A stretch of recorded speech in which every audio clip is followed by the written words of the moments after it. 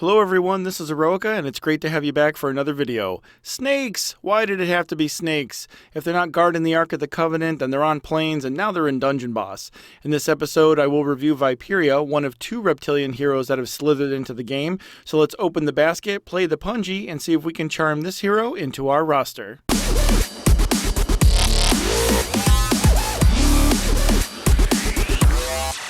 When looking at Viperia's profile tab, we see her fully ascended form. She is adorned with a small gold crown and has snakes for hair. This is one of the fresher ideas for a new hero, and I personally am glad to see it.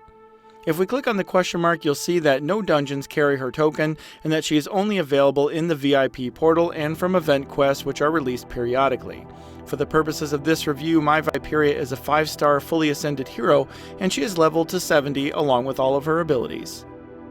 If we click on the Stats tab, we can take a look at her numerical statistics. Take note that she comes with a native 17% resistance to both cold and freeze, but does not have any resistance to fire, disease, or lightning. She also comes with a small 5% resistance to spirit attacks, and a buff to her health pool, which is related to a trait that we'll talk about in just a minute.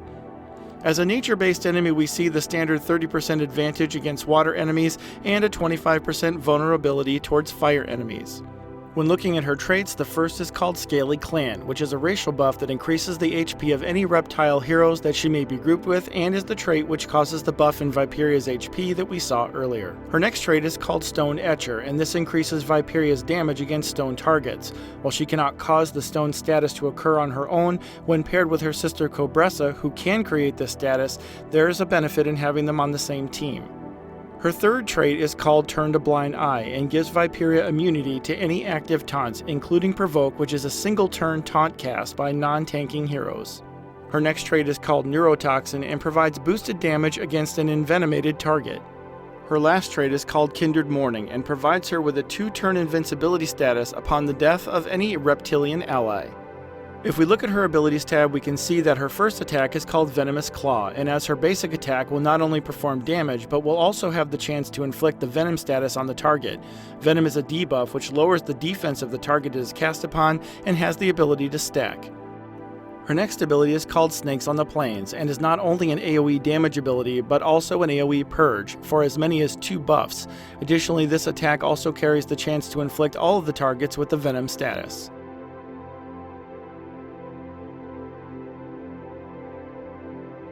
Her third ability is called Death Bytes, and is a ranged AoE attack on all enemies with the chance to give her invincibility if the attack kills one of the enemies.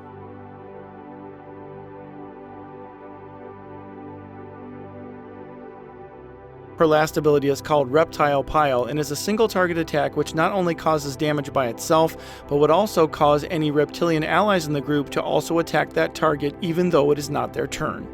Viperia's first Ascension requirements are 12 Water Evos, 16 Light Evo Monarchs, 42 Nature Evos, and 2 Bushido Evos.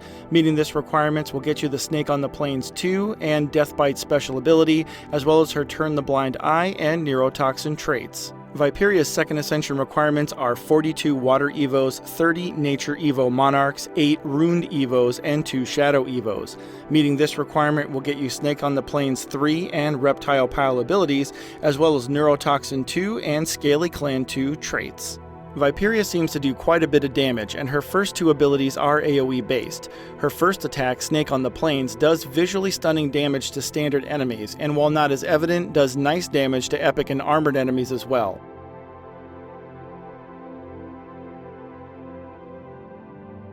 Additionally, her Venom debuff is stackable and was seen stacked as high as 7 times on a single enemy.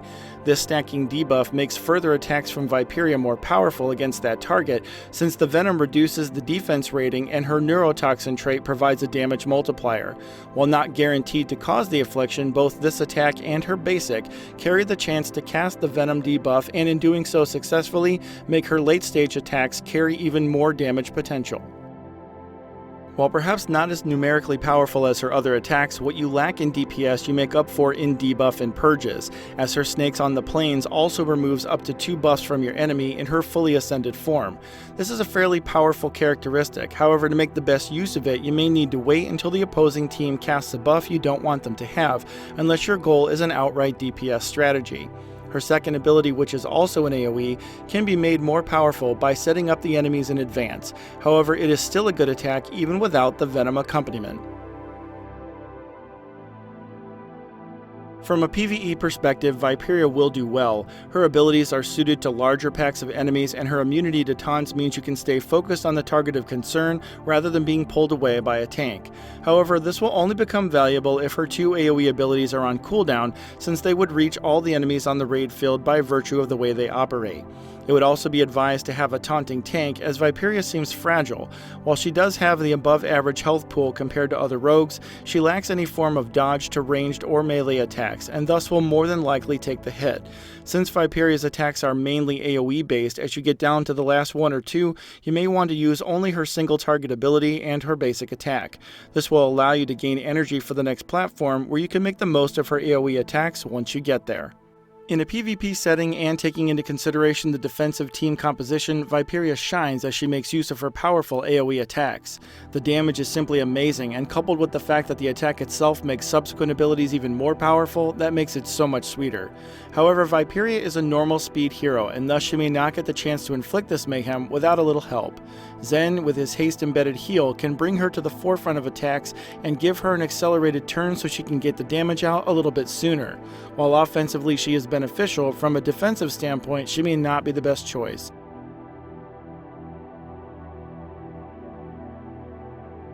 Kaimakani can nullify much of her damage while the single target offense takes her out.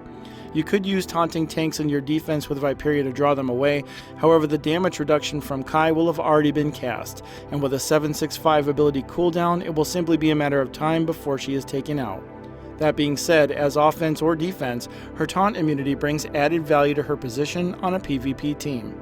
When looking at Viperia overall, she is a bit ahead of the game. 2 of her traits, Scaly Clan and Kindred Mourning, are Reptile specific, and at the time of this video there are only 2 Reptile heroes, the other being Cobressa. Additionally, Viperia has a huge damage multiplier against targets that are afflicted with the Stone status, and currently Cobressa is the only hero that can create this status. Thus, in order for you to take full advantage of her power, she would need to be paired with Cobressa so they can benefit from each other. Additionally, Cobressa has attacks that can also add the venom status to enemies and can seriously increase Viperia's DPS. As the game evolves, it is reasonable to assume that other reptilian heroes may be released and Viperia may become even more valuable. Thank you for watching, and I hope you enjoyed the video. If you did, please use your click ability on the subscribe button so you can be notified when my next video comes out.